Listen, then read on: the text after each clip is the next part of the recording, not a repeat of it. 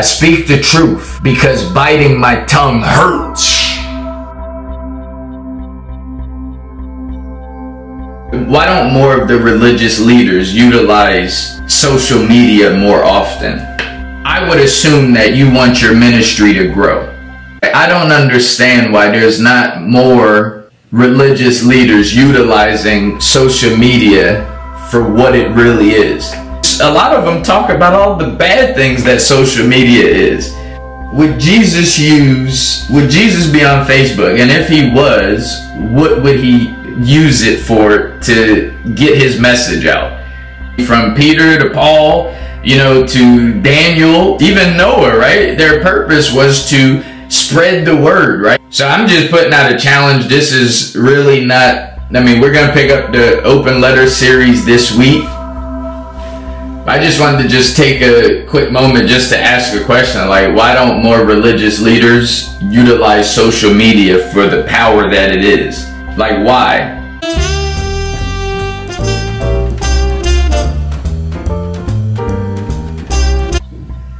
Especially those that have even smaller congregations, right? Like, if you have 300 to 500 members that come to your church each week, you have time to figure out how you're going to use social media for the better of raising awareness about God.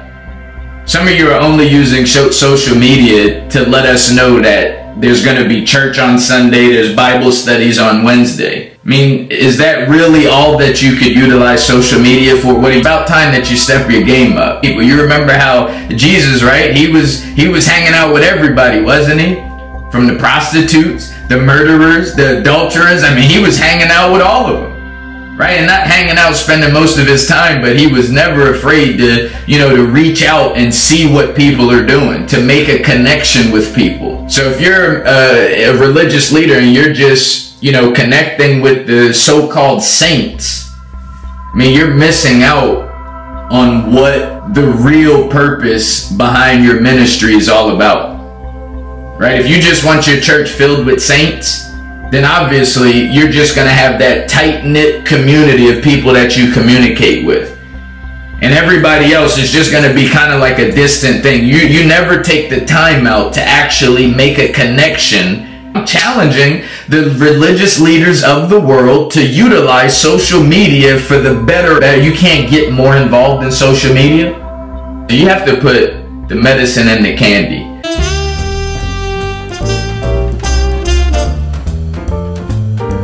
If you ain't gonna learn from Bishop Jakes and you ain't gonna learn from Joel Osteen, maybe you can learn from me, right? So here's what Martin Luther King did: he went to an area where there was a lot of people to get his message across. That was one of the ways that he used, and he figured it out. That's really genius if you think about it. So for the pastors, bishops, ministers, if you really don't have a social media presence, it's just your church and you're only posting for the saints in your church, I'm challenging you. There's a bunch of people on social media.